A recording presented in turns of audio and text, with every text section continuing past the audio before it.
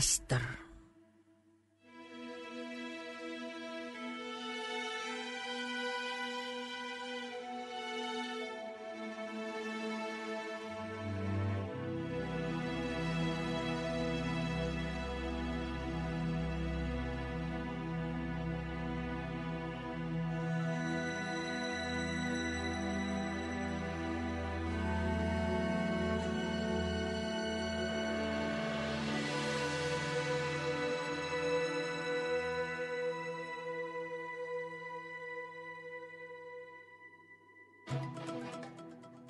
Pada zaman Ahasiweros, dialah Ahasiweros yang merajai 127 daerah, mulai dari India sampai ke Ethiopia. Pada zaman itu, ketika Raja Ahasiweros bersemayam di atas tahta kerajaannya di dalam benteng Susan, pada tahun yang ketiga dalam pemerintahannya, diadakanlah oleh Baginda perjamuan bagi semua pembesar dan pegawainya, tentara Persia dan Media, kaum bangsawan dan pembesar daerah hadir di hadapan Baginda. Di samping itu, Baginda memamerkan kekayaan kemuliaan kerajaannya dan keindahan kebesarannya yang bersemarak berhari-hari lamanya, sampai 180 hari.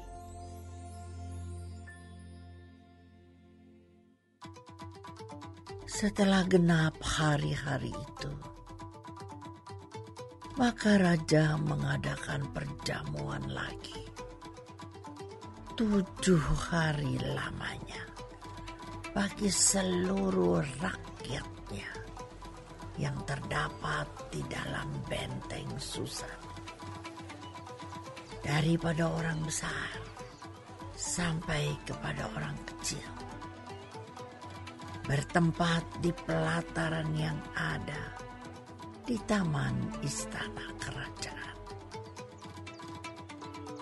Di situ tirai-mirai daripada kain lenan, mori halus, dan kain ungu tua yang terikat dengan tali lenan halus dan ungu muda, bergantung pada tombol-tombol perak di tiang-tiang marmer putih,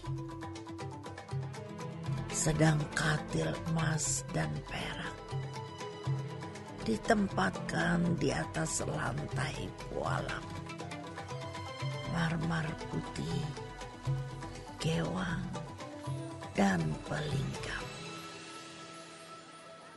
Minuman dihidangkan dalam piala emas yang beraneka warna, dan anggurnya ialah anggur minuman raja yang berlimpah-limpah, sebagaimana layak bagi raja. Adapun aturan minum ialah tiada dengan paksa, karena beginilah diisyaratkan raja kepada semua bentara dalam, supaya mereka berbuat menurut keinginan tiap-tiap orang. Juga Wasti, sang ratu, mengadakan perjamuan bagi semua perempuan di dalam istana Raja Ahasiweros. Pada hari yang ketujuh, ketika raja riang gembira hatinya karena minum anggur, bertitahlah baginda kepada Mahuman, Wista, Harbona, Bikta, Abakta, Zetar, dan Karkas, yakni ketujuh sida-sida yang bertugas di hadapan Raja Ahasuerus, supaya mereka membawa Wasti, sang ratu, dengan memakai mahkota kerajaan menghadap raja untuk memperlihatkan kecantikannya kepada sekalian rakyat dan pembesar-pembesar. Karena sang ratu sangat elok rupanya. Tetapi Ratu Wasti menolak untuk menghadap menurut titah raja yang disampaikan oleh sida-sida itu. Sehingga sangat geramlah raja dan berapi-apilah murkanya. Maka bertanyalah raja kepada orang-orang arif bijaksana, orang-orang yang mengetahui kebiasaan zaman. Karena demikianlah biasanya masalah-masalah raja dikemukakan kepada para ahli undang-undang dan hukum.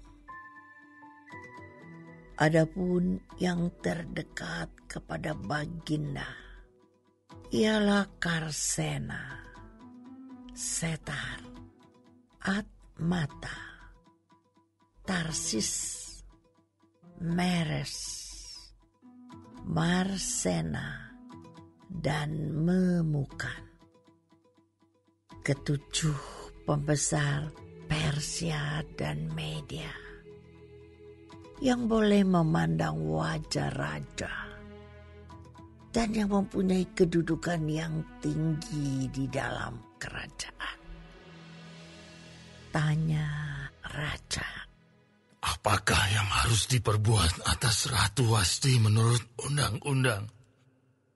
Karena tidak dilakukannya titah Raja Ahasuerus yang disampaikan oleh sida-sida.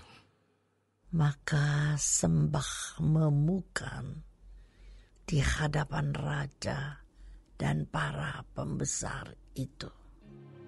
Wasti sang ratu bukan bersalah kepada raja saja, melainkan juga kepada semua pembesar dan segala bangsa yang di dalam segala daerah Raja Ahasuerus. Karena kelakuan sang ratu itu akan merata kepada semua perempuan, sehingga mereka tidak menghiraukan suaminya. Apabila diceritakan orang, Raja Ahasuerus menitahkan supaya Wasti sang ratu dibawa menghadap kepadanya. Tetapi ia tidak mau datang. Pada hari ini juga, istri para pembesar raja di Persia dan Media yang mendengar tentang kelakuan sang ratu akan berbicara tentang hal itu kepada suaminya, sehingga berlarut-larutlah penghinaan dan kegusaran. Jikalau baik pada pemandangan raja, hendaklah dikeluarkan suatu titah kerajaan dari hadapan baginda dan dituliskan di dalam undang-undang Persia dan Media, sehingga tidak dapat dicabut kembali, bahwa Wasti dilarang menghadap Raja Ahasuerus, dan bahwa raja akan mengaruniakan kedudukannya sebagai ratu kepada orang lain yang lebih baik daripadanya. Bila keputusan yang diambil raja kedengaran di seluruh kerajaannya, Alangkah besarnya kerajaan itu. Maka semua perempuan akan memberi hormat kepada suami mereka, daripada orang besar sampai kepada orang kecil. Usul itu dipandang baik oleh raja serta para pembesar. Jadi bertindaklah raja sesuai dengan usul memukan itu. Dikirimkanlah oleh Baginda surat-surat ke segenap daerah kerajaan. Tiap-tiap daerah menurut tulisannya. Dan tiap-tiap bangsa menurut bahasanya, bunyinya. Setiap laki-laki harus menjadi kepala dalam rumah tangganya dan berbicara menurut bahasa bangsanya.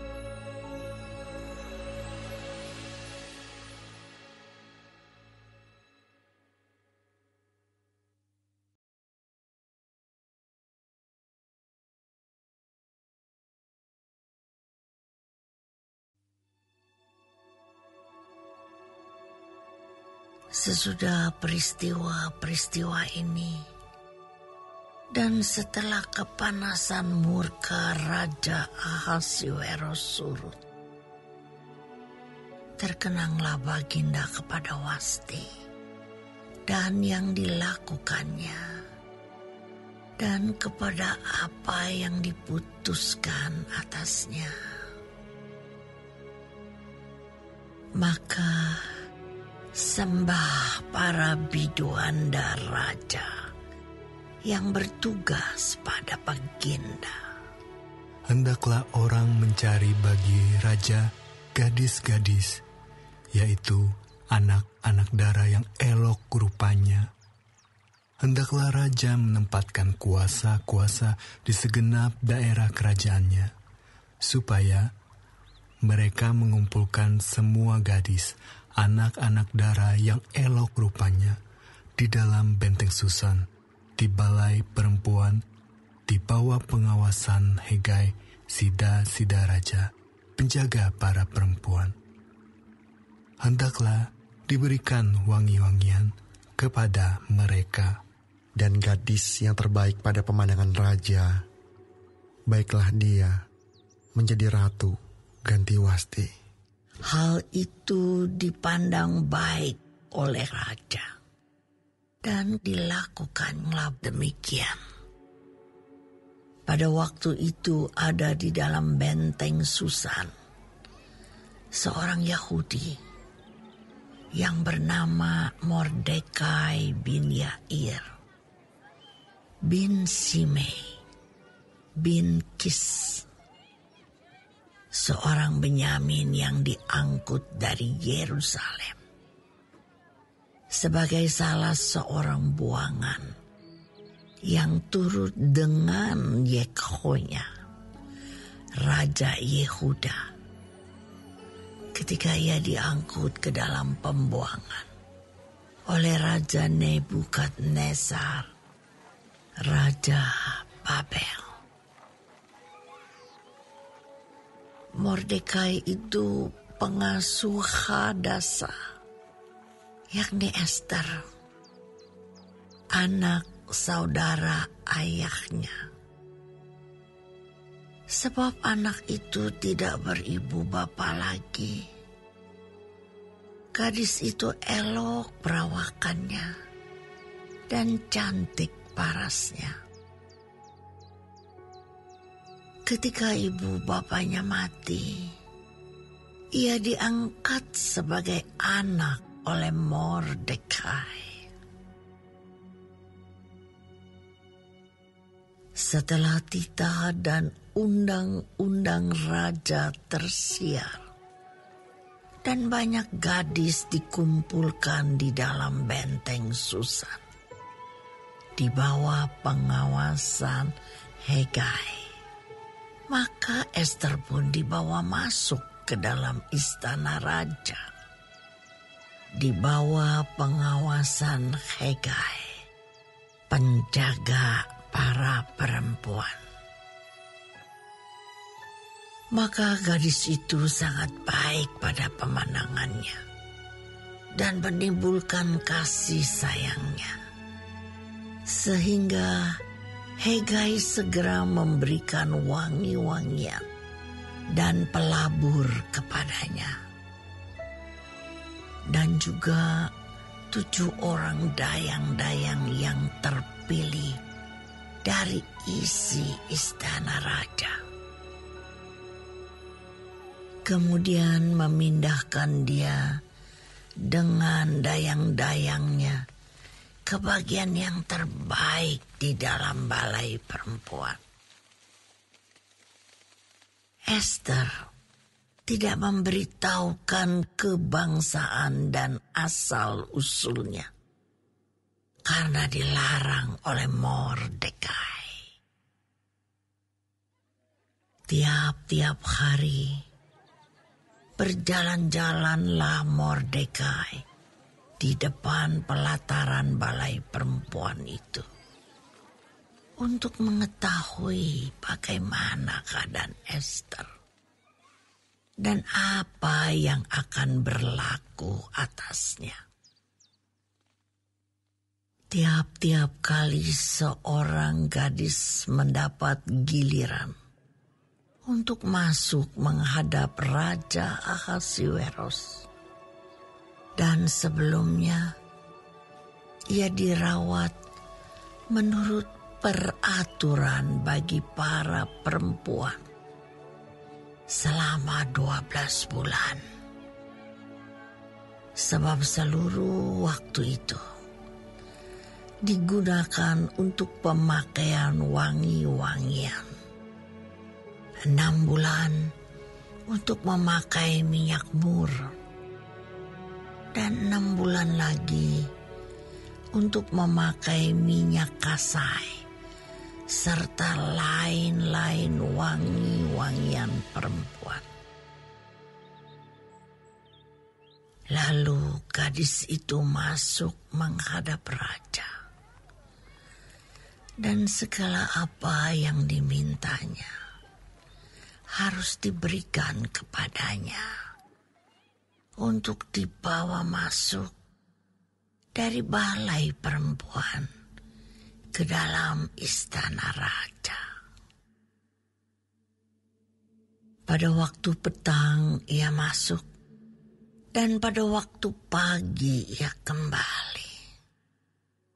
Tetapi sekali ini ke dalam balai perempuan yang kedua, di bawah pengawasan Saasgas, sida-sida raja, penjaga para gundik. Ia tidak diperkenankan masuk lagi menghadap raja, kecuali jikalau raja berkenan kepadanya. Dan ia dipanggil dengan disebutkan namanya.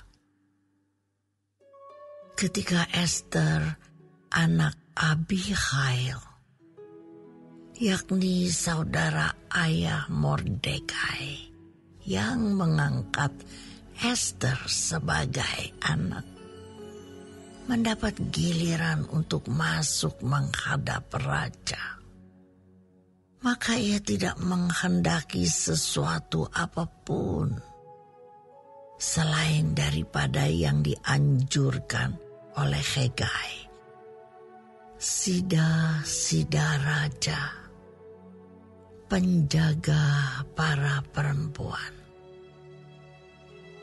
Maka Esther dapat menimbulkan kasih sayang pada semua orang yang melihat dia.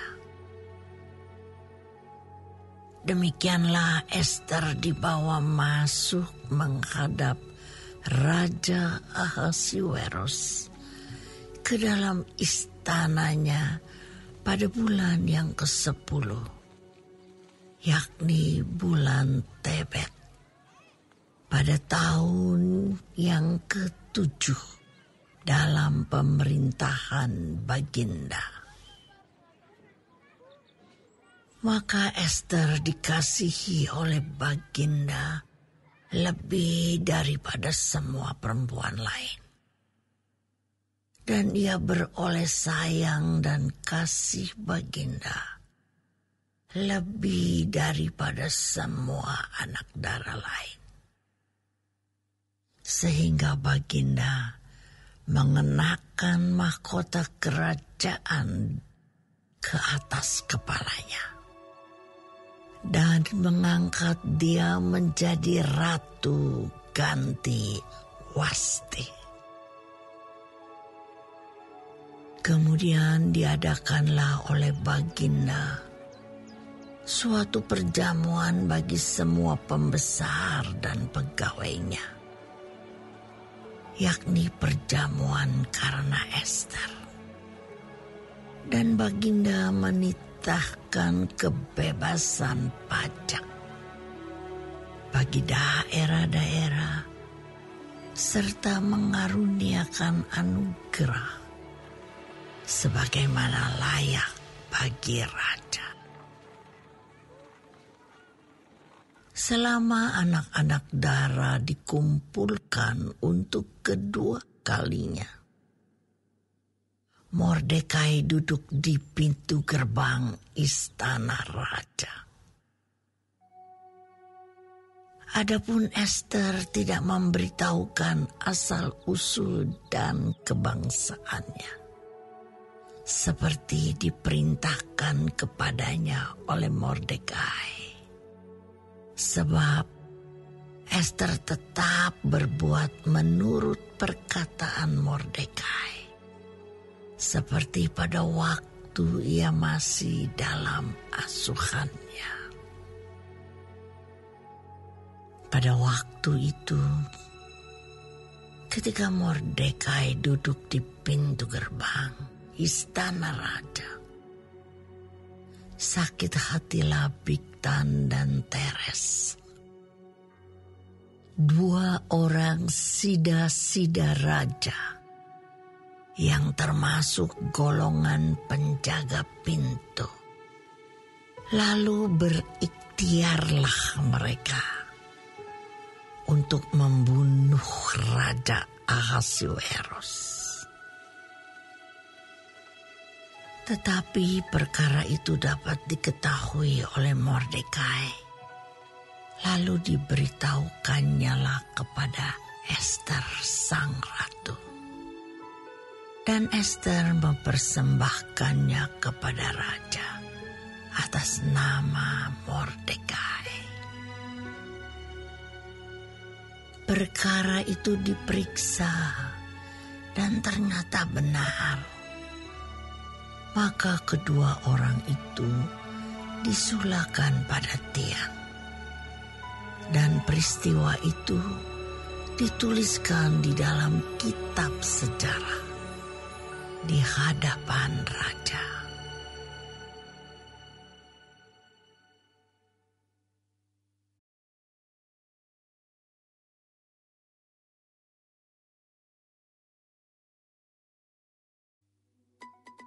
Sesudah peristiwa-peristiwa ini, maka Haman bin Hamedata orang Agag dikaruniailah kebesaran oleh Raja Ahasuerus, dan pangkatnya dinaikkan serta kedudukannya ditetapkan di atas semua pembesar yang ada di hadapan Baginda. Dan semua pegawai raja yang di pintu gerbang istana raja berlutut dan sujud kepada Haman. Sebab demikianlah diperintahkan raja tentang dia. Tetapi Mordekai tidak berlutut dan tidak sujud. Maka para pegawai raja yang di pintu gerbang istana raja berkata kepada Mordekai, "Mengapa engkau melanggar perintah raja?" Setelah mereka menegur dia berhari-hari, dengan tidak didengarkannya juga, maka hal itu diberitahukan merekalah kepada Haman untuk melihat apakah sikap Mordekai itu dapat tetap, sebab ia telah menceritakan kepada mereka bahwa ia orang Yahudi. Ketika Haman melihat bahwa Mordekai tidak berlutut dan sujud kepadanya, maka sangat panaslah hati Haman. Tetapi ia menganggap dirinya terlalu hina untuk membunuh hanya Mordekai saja. Karena orang telah memberitahukan kepadanya kebangsaan Mordekai itu. Jadi, Haman mencari ikhtiar memunahkan semua orang Yahudi, yakni bangsa Mordekai itu, di seluruh kerajaan Ahasuerus. Dalam bulan pertama, yakni bulan Nisan, dalam tahun yang ke-12, zaman Raja Ahasuerus, orang membuang pur, yakni undi, di depan Haman, hari demi hari dan bulan demi bulan, sampai jatuh pada bulan yang ke-12, yakni bulan Adar. Maka sembah Haman kepada Raja Ahasuerus. Ada suatu bangsa yang hidup tercerai-berai dan terasing di antara bangsa-bangsa di dalam seluruh kerajaan Tuanku. Dan hukum mereka berlainan dengan hukum segala bangsa. Dan hukum raja tidak dilakukan mereka, sehingga tidak patut bagi raja membiarkan mereka leluasa. Jikalau baik pada pemandangan raja, hendaklah dikeluarkan surat titah untuk membinasakan mereka. Maka hamba akan menimbang perak 10.000 talenta dan menyerahkannya kepada tangan para pejabat yang bersangkutan, supaya mereka memasukkannya ke dalam perbendaharaan raja. Maka raja mencabut cincin meterainya dari jarinya, lalu diserahkannya kepada Haman bin Hamedata, orang Agag, seteru orang Yahudi itu. Kemudian titah raja kepada Haman. Perak itu terserah kepadamu. Juga bangsa itu untuk kau perlakukan seperti yang kau pandang baik. Maka dalam bulan yang pertama, pada hari yang ke-13, dipanggillah para panitera raja. Lalu sesuai dengan segala yang diperintahkan Haman, ditulislah surat kepada wakil-wakil raja, kepada setiap bupati yang menguasai daerah, dan kepada setiap pembesar bangsa, yakni kepada tiap-tiap daerah menurut tulisannya, dan kepada tiap-tiap bangsa menurut bahasanya. Surat itu ditulis atas nama Raja Ahasuerus dan dimeterai dengan cincin meterai raja.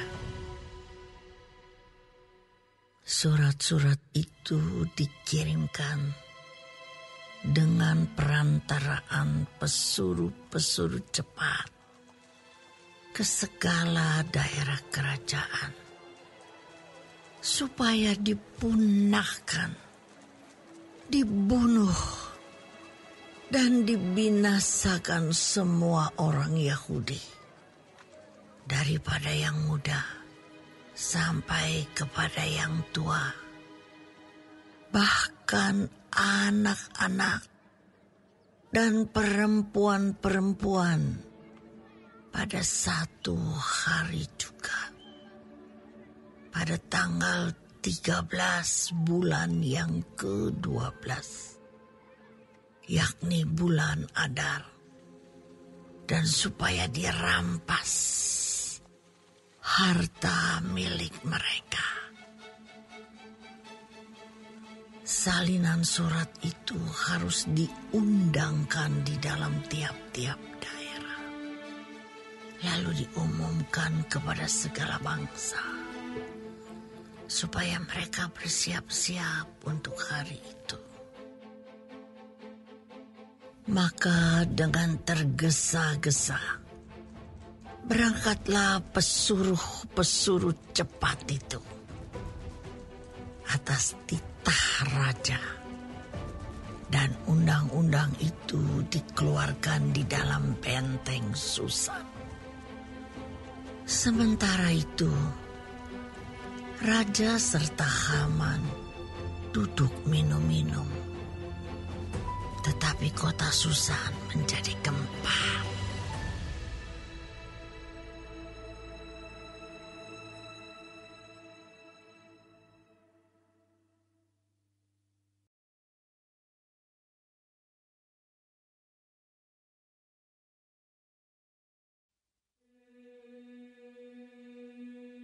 Setelah Mordekai mengetahui segala yang terjadi itu, ia mengoyakkan pakaiannya, lalu memakai kain kabung dan abu.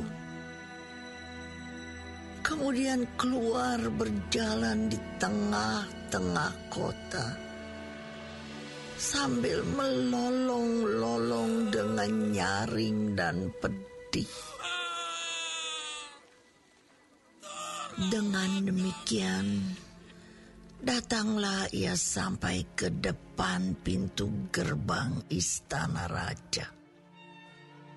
Karena seorang pun tidak boleh masuk pintu gerbang istana raja dengan berpakaian kain kabung. Di tiap-tiap daerah kemana titah dan undang-undang raja telah sampai, ada perkabungan yang besar di antara orang Yahudi, disertai puasa dan ratap tangis. Oleh banyak orang dibentangkan kain kabung dengan abu sebagai lapik tidurnya. Ketika dayang-dayang dan sida-sida Ester memberitahukan hal itu kepadanya, maka sangatlah risau hati sang ratu. Lalu dikirimkannyalah pakaian supaya dipakaikan kepada Mordekai, dan supaya ditanggalkan kain kabungnya daripadanya. Tetapi tidak diterimanya. Maka Ester memanggil Hattah, salah seorang sida-sida raja, yang ditetapkan baginda melayani dia, lalu memberi perintah kepadanya menanyakan Mordekai untuk mengetahui apa artinya dan apa sebabnya hal itu. Lalu keluarlah Hathach mendapatkan Mordekai di lapangan kota yang di depan pintu gerbang istana raja.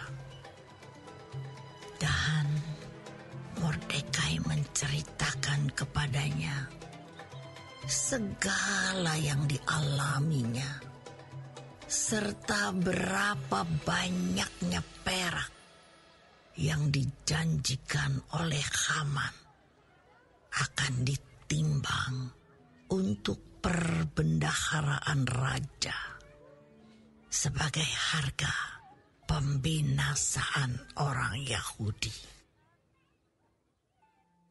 Juga salinan surat undang-undang yang dikeluarkan di Susan untuk memunahkan mereka itu diserahkannya kepada Hathach supaya diperlihatkan dan diberitahukan kepada Ester.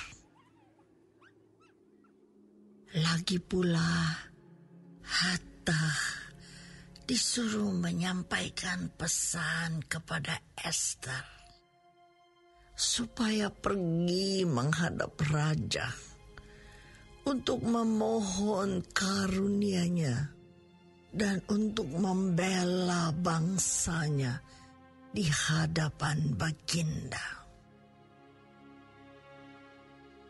Lalu masuklah Hathach dan menyampaikan perkataan Mordekai kepada Ester.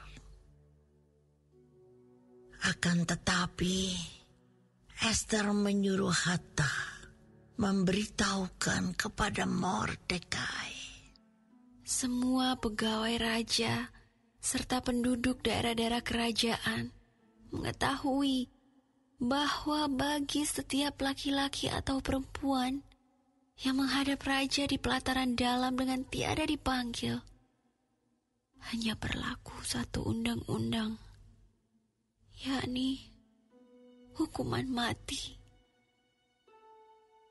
Hanya orang yang kepadanya raja mengulurkan tongkat emas yang akan tetap hidup.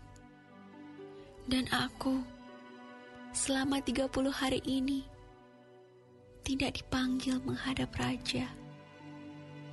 Ketika disampaikan orang perkataan Ester itu kepada Mordekai, maka Mordekai menyuruh menyampaikan jawab ini kepada Ester.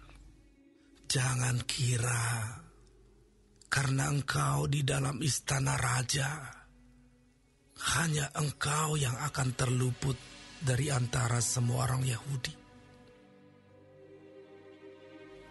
Sebab sekalipun engkau pada saat ini berdiam diri saja, bagi orang Yahudi akan timbul juga pertolongan dan kelepasan dari pihak lain. Dan engkau dengan kaum keluargamu akan binasa. Siapa tahu, mungkin justru untuk saat yang seperti ini, engkau beroleh kedudukan sebagai ratu. Maka Ester menyuruh menyampaikan jawab ini kepada Mordekai. Pergilah, kumpulkanlah semua orang Yahudi yang terdapat di Susan dan berpuasalah untuk aku. Janganlah makan dan janganlah minum 3 hari lamanya, baik waktu malam, baik waktu siang. Aku serta dayang-dayangku pun akan berpuasa demikian. Dan kemudian aku akan masuk menghadap raja. Sungguh pun berlawanan dengan undang-undang. Kalau terpaksa aku mati, biarlah aku mati. Maka pergilah Mordekai, dan diperbuatnyalah tepat seperti yang dipesankan Ester kepadanya.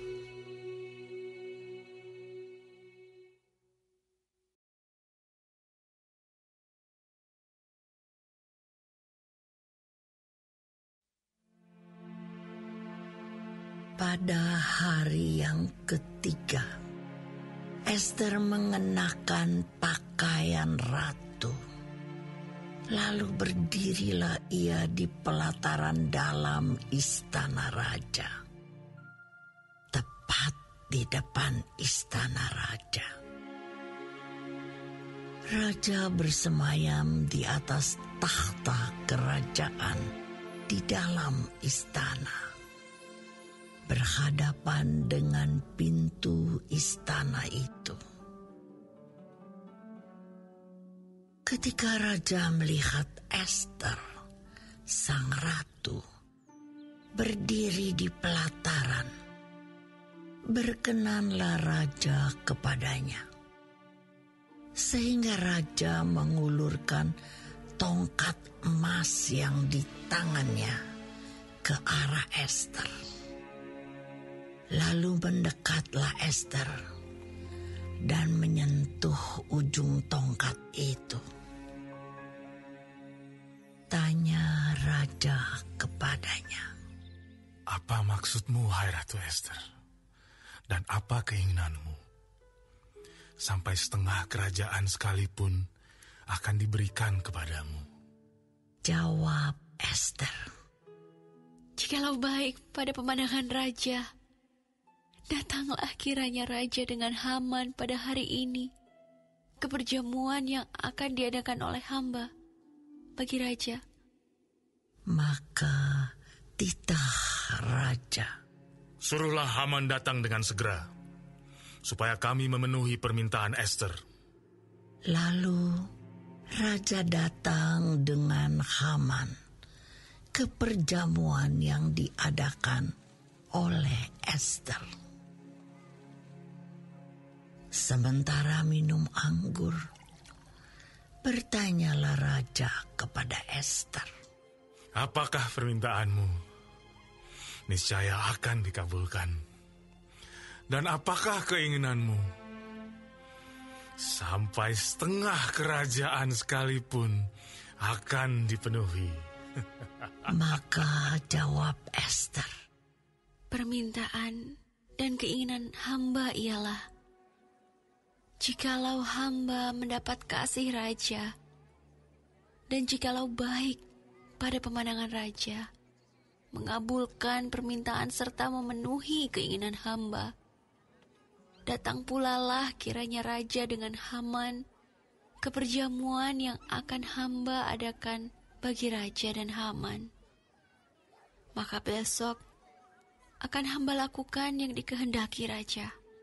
Pada hari itu, keluarlah Haman dengan hati riang dan gembira. Tetapi ketika Haman melihat Mordekai ada di pintu gerbang istana raja, tidak bangkit dan tidak bergerak menghormati dia, maka sangat panaslah hati Haman kepada Mordekai. Tetapi Haman menahan hatinya. Lalu pulanglah ia ke rumahnya dan menyuruh datang sahabat-sahabatnya dan Zeres istrinya. Maka Haman menceritakan kepada mereka itu besarnya kekayaannya, banyaknya anaknya laki-laki, dan segala kebesaran yang diberikan raja kepadanya, serta kenaikan pangkatnya di atas para pembesar dan pegawai raja. Lagi kata Haman, Tambahan pula, tiada seorang pun yang diminta oleh Ester sang ratu untuk datang bersama-sama dengan raja ke perjamuan yang diadakannya. Kecuali aku. Dan untuk besok pun aku diundangnya bersama-sama dengan sang raja. Akan tetapi, semuanya itu tidak berguna bagiku selama aku masih melihat si Mordekai, si Yahudi itu, duduk di pintu gerbang istana raja. Lalu kata Zeres istrinya dan semua sahabatnya kepadanya, suruhlah orang membuat tiang yang tingginya 50 hasta, dan persembahkanlah besok pagi kepada raja, supaya Mordekai disulahkan orang pada tiang itu. Kemudian dapatlah engkau dengan bersuka cita pergi bersama-sama dengan raja ke perjamuan itu. Hal itu dipandang baik oleh Haman. Lalu ia menyuruh membuat tiang itu.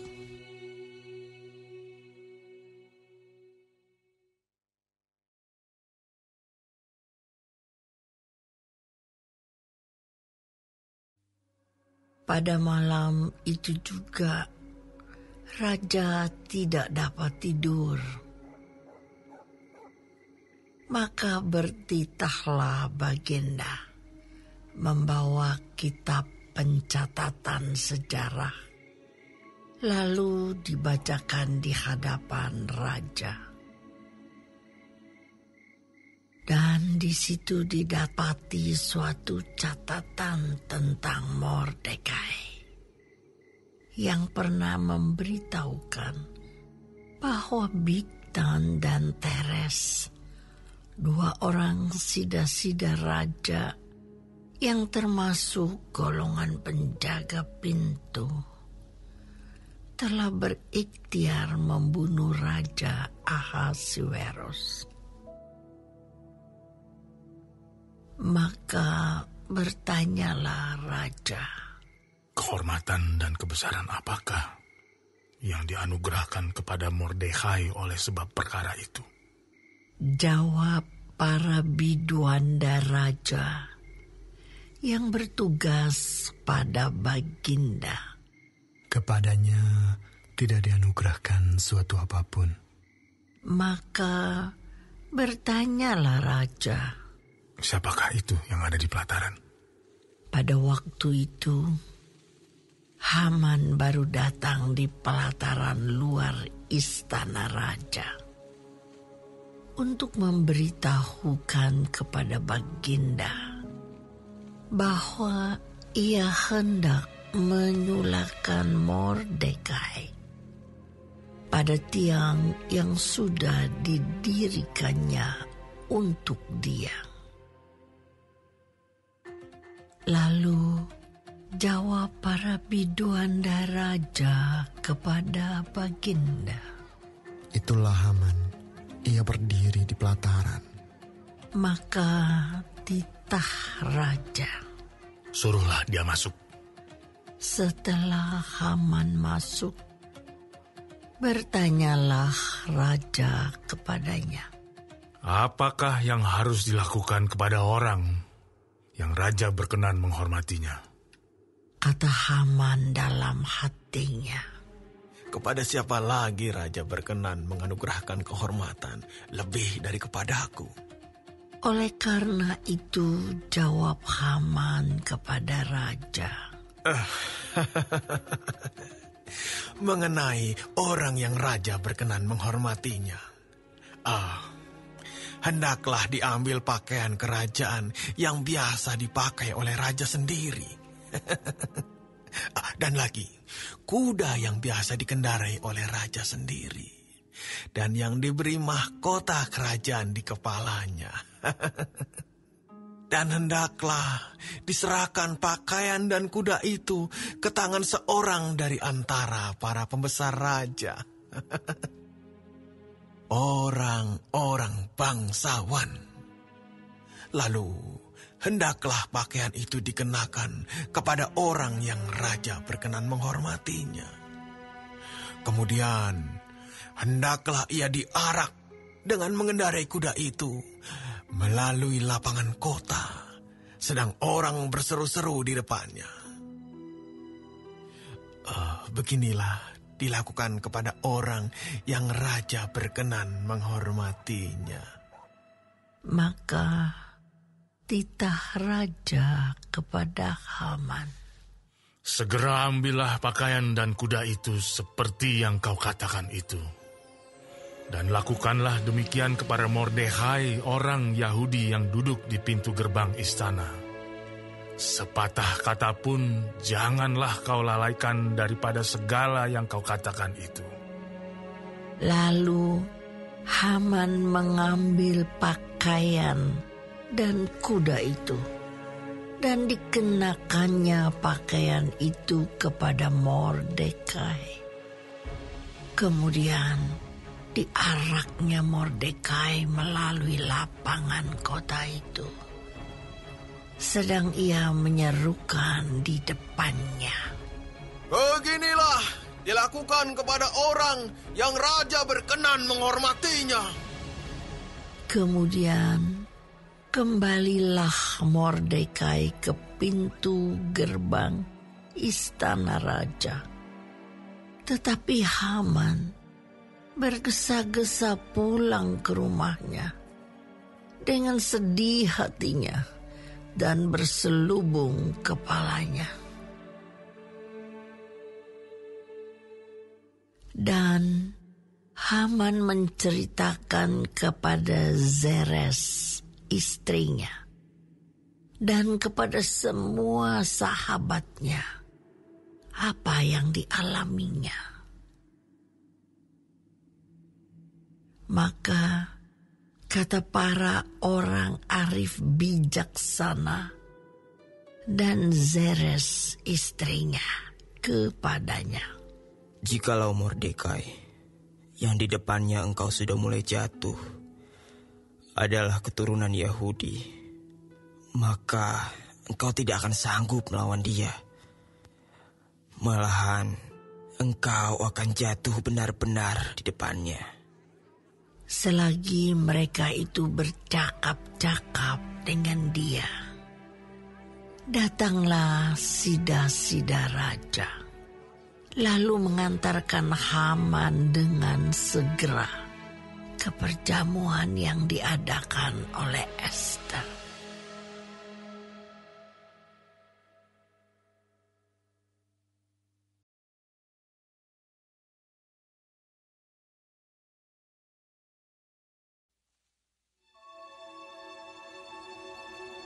Datanglah raja dengan Haman untuk dijamu oleh Ester sang ratu. Pada hari yang kedua itu, sementara minum anggur, bertanyalah pula raja kepada Ester, Apakah permintaanmu, hai Ratu Ester? Niscaya akan dikabulkan. Dan apakah keinginanmu? Sampai setengah kerajaan sekalipun akan dipenuhi. Maka jawab Ester sang ratu, "Ya Raja, jikalau hamba mendapat kasih Raja, dan jikalau baik pada pemandangan Raja, karuniakanlah kiranya kepada hamba nyawa hamba atas permintaan hamba dan bangsa hamba atas keinginan hamba. Karena kami, hamba serta bangsa hamba, telah dijual untuk dipunahkan, dibunuh, dan dibinasakan.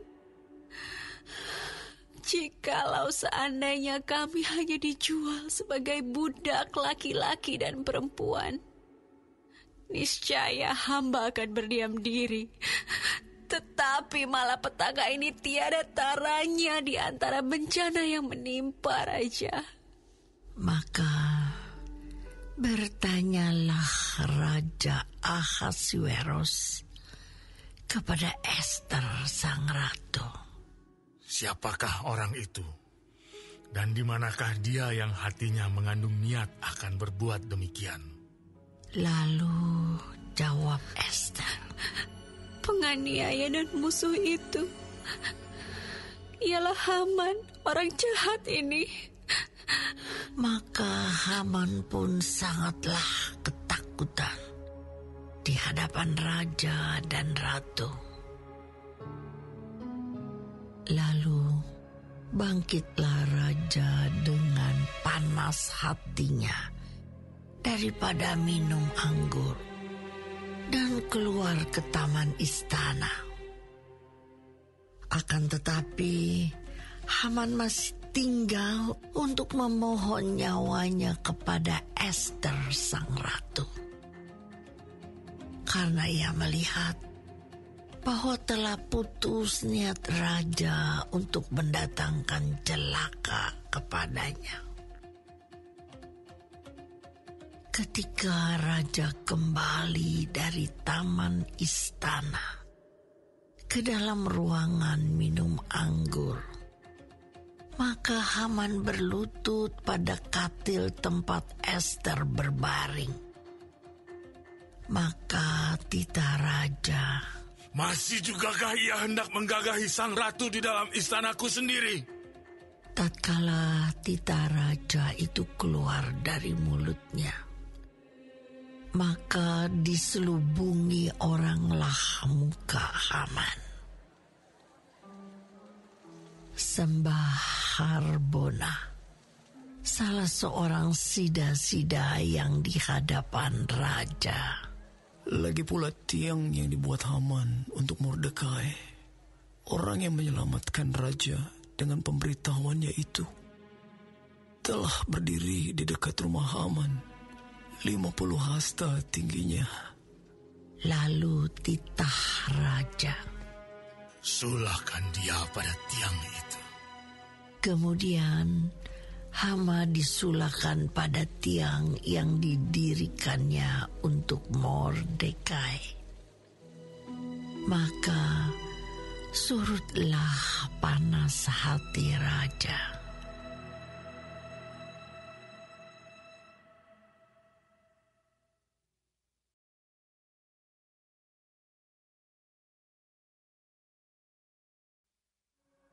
Pada hari itu juga Raja Ahasuerus mengaruniakan harta milik Haman, seteru orang Yahudi, kepada Ester sang ratu.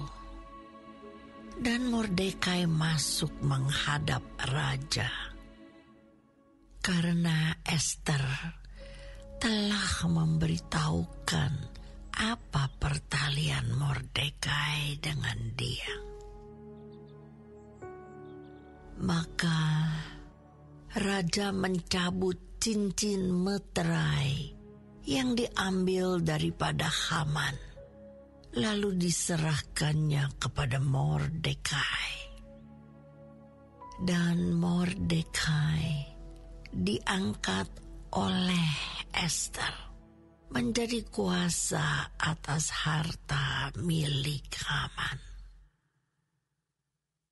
Kemudian Ester berkata lagi kepada raja sambil sujud pada kakinya dan menangis memohon karunia-Nya supaya dibatalkannya maksud jahat Haman, orang Agag itu, serta rancangan yang sudah dibuatnya terhadap orang Yahudi.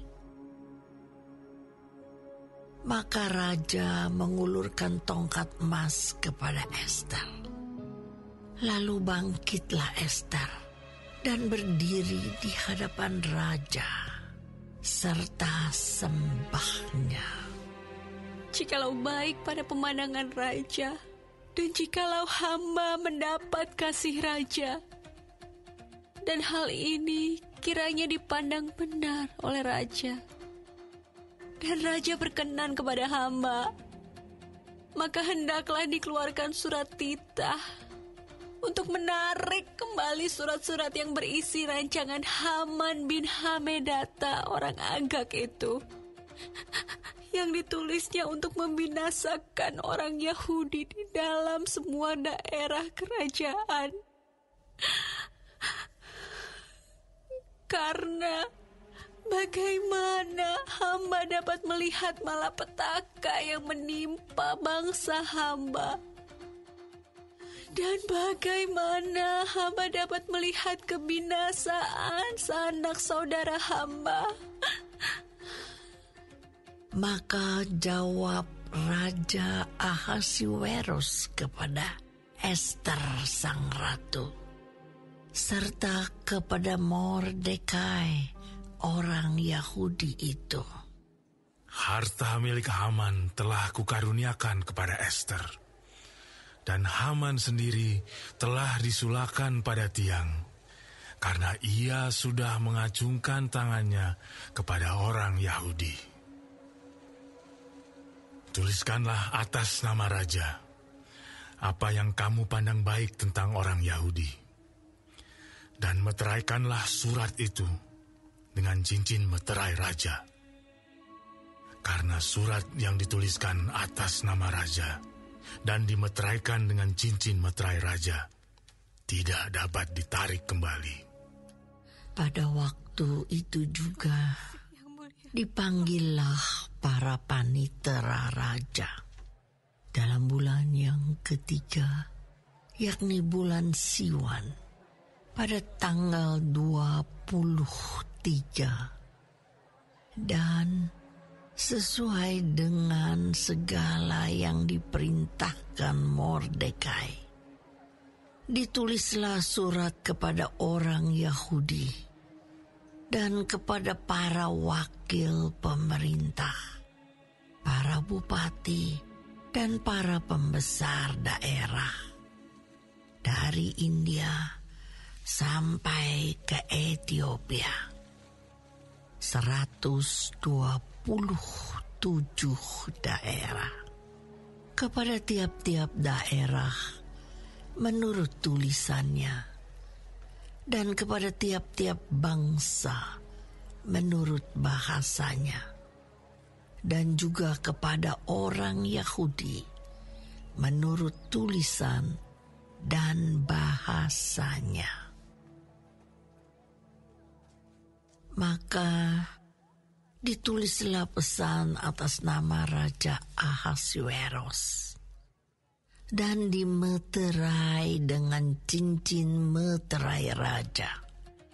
Lalu dengan perantaraan pesuruh-pesuruh cepat yang berkuda, yang diternakan di pekudaan, dikirimkanlah surat-surat yang isinya raja mengizinkan orang Yahudi di tiap-tiap kota untuk berkumpul dan mempertahankan nyawanya, serta memunahkan, membunuh atau membinasakan segala tentara, bahkan anak-anak dan perempuan-perempuan dari bangsa dan daerah yang hendak menyerang mereka, dan untuk merampas harta miliknya. Pada hari yang sama di segala daerah Raja Ahasuerus, pada tanggal 13 bulan yang ke-12, yakni bulan Adar. Salinan pesan tertulis itu harus diundangkan di tiap-tiap daerah, lalu diumumkan kepada segala bangsa. Dan orang Yahudi harus bersiap-siap untuk hari itu akan melakukan pembalasan kepada musuhnya. Maka dengan terburu-buru dan tergesa-gesa, berangkatlah pesuruh-pesuruh cepat yang mengendarai kuda kerajaan yang tangkas itu atas titah raja, dan undang-undang itu dikeluarkan di dalam benteng Susan. Dan Mordekai keluar dari hadapan raja dengan memakai pakaian kerajaan daripada kain ungu tua dan kain lenan, dengan memakai tajuk emas yang mengagumkan, serta jubah daripada kain lenan halus dan kain ungu muda. Maka kota Susan pun bertempik soraklah dan bersukaria. Orang Yahudi telah beroleh kelapangan hati dan bersukacita, kegirangan, dan kehormatan. Demikian juga di tiap-tiap daerah dan tiap-tiap kota. Di tempat manapun titah dan undang-undang raja telah sampai, ada sukacita dan kegirangan di antara orang Yahudi. Dan lagi banyak dari antara rakyat negeri itu masuk Yahudi, karena mereka ditimpa ketakutan kepada orang Yahudi.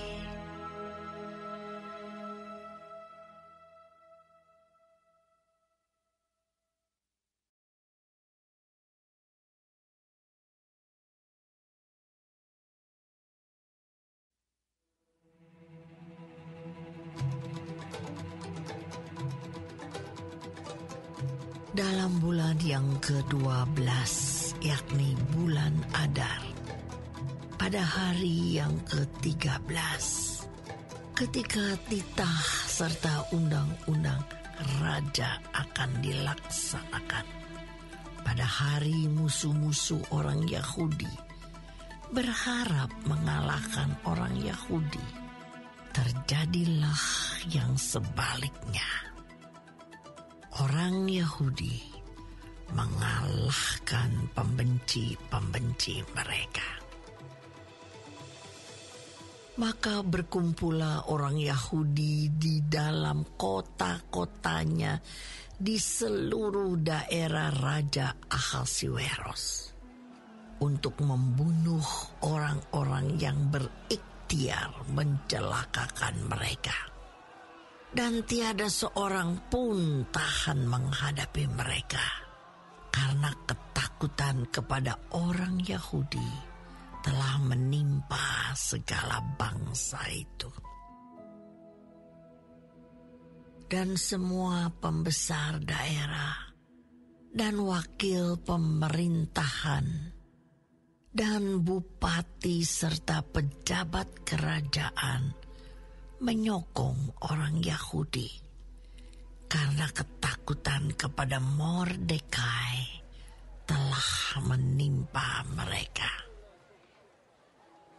Sebab Mordekai besar kekuasaannya di dalam istana raja, dan tersiarlah berita tentang dia ke segenap daerah, karena Mordekai itu bertambah-tambah besar kekuasaannya. Maka orang Yahudi mengalahkan semua musuhnya.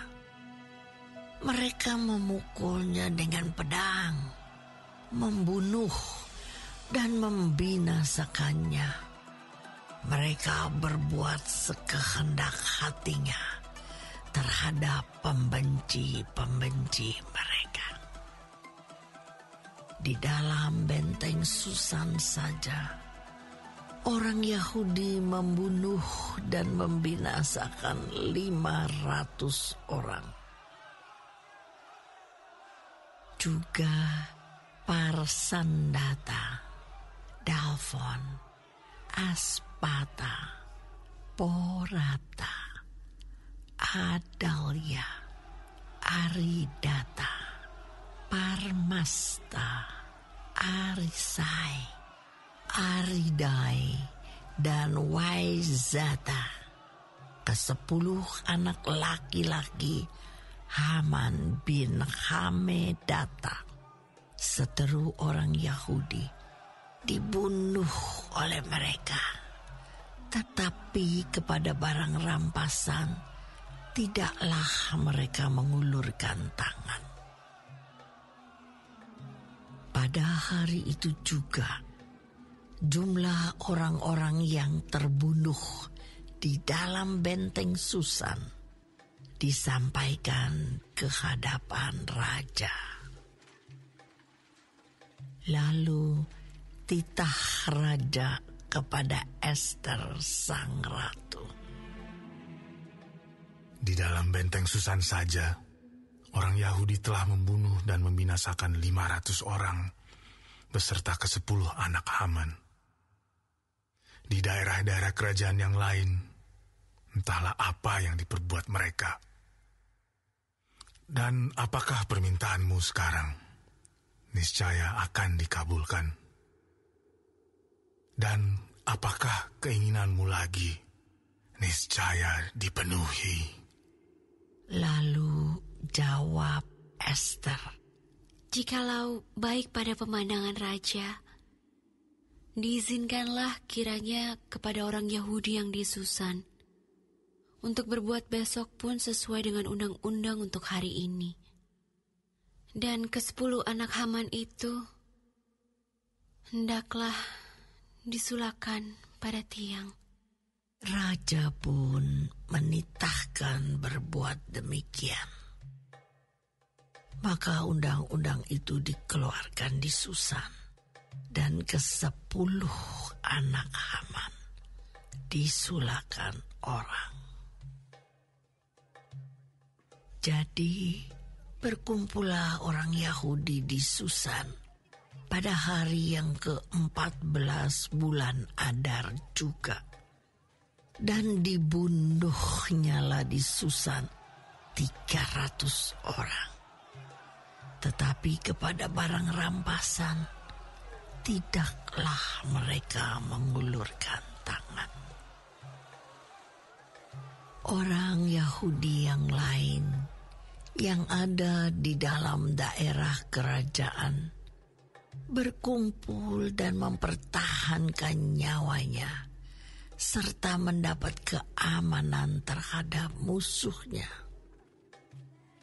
Mereka membunuh 75.000 orang di antara pembenci-pembenci mereka. Tetapi kepada barang rampasan tidaklah mereka mengulurkan tangan. Hal itu terjadi pada hari yang ke-13 dalam bulan Adar. Pada hari yang ke-14 berhentilah mereka, dan hari itu dijadikan mereka hari perjamuan dan sukacita. Akan tetapi orang Yahudi yang di Susan berkumpul, baik pada hari yang ke-13, baik pada hari yang ke-14 dalam bulan itu.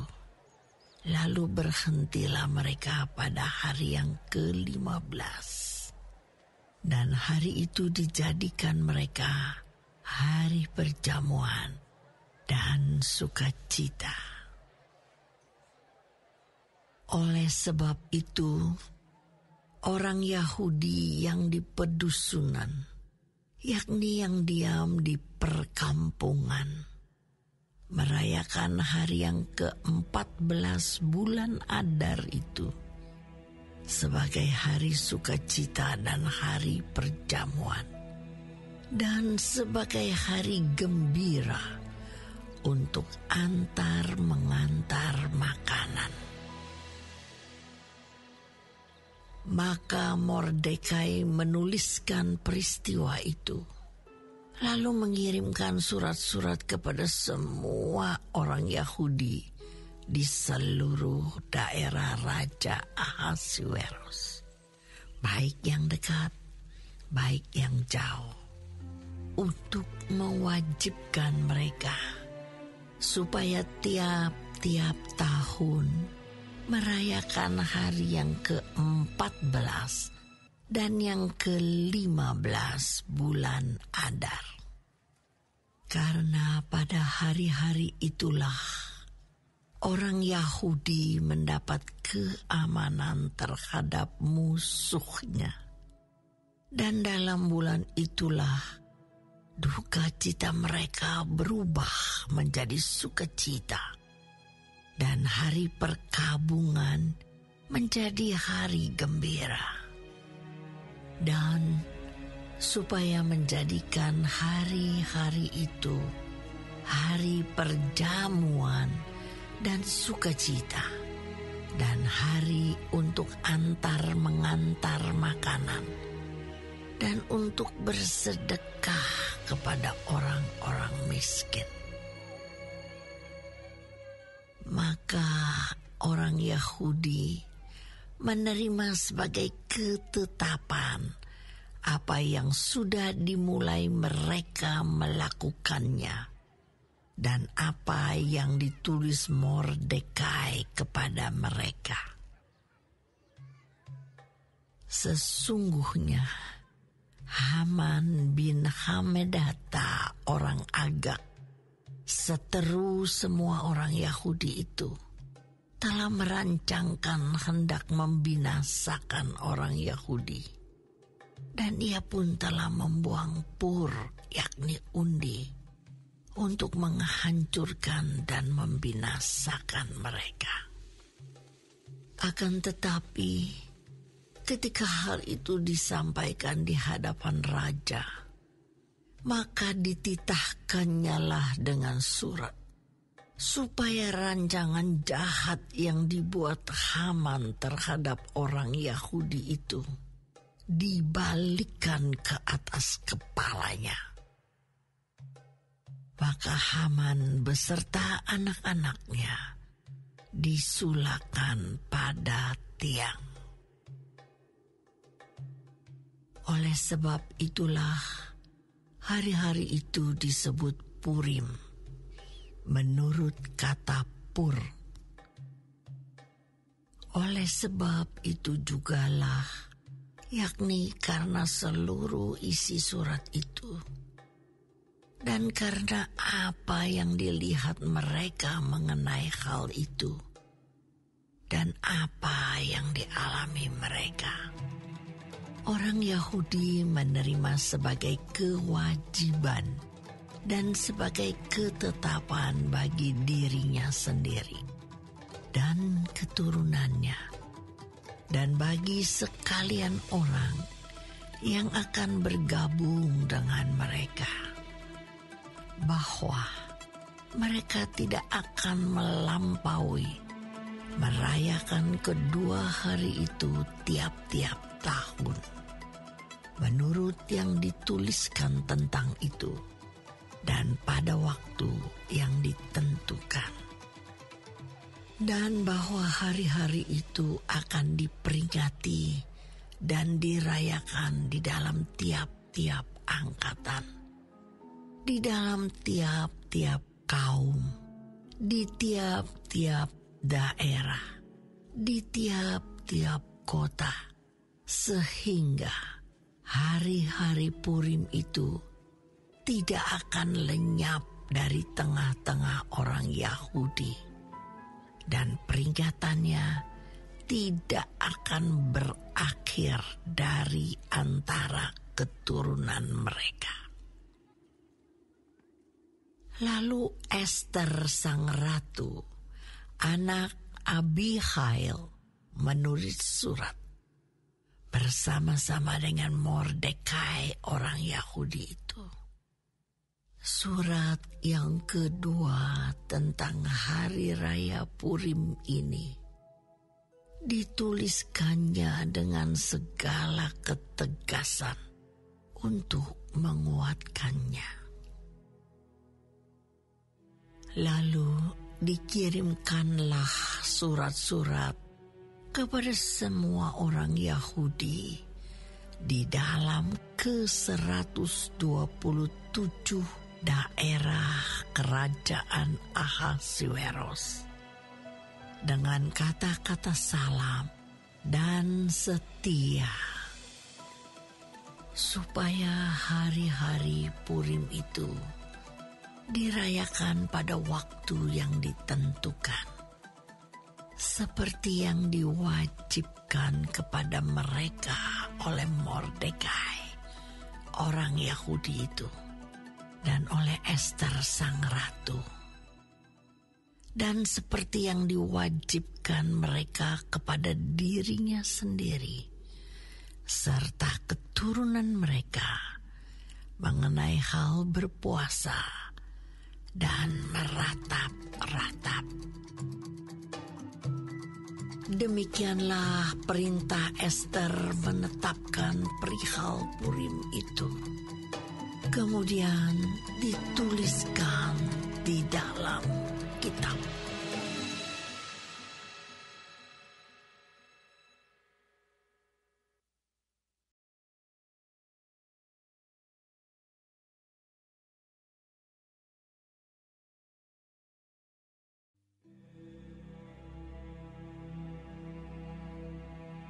Maka Raja Ahasuerus mengenakan upeti atas negeri dan daerah-daerah pesisir juga.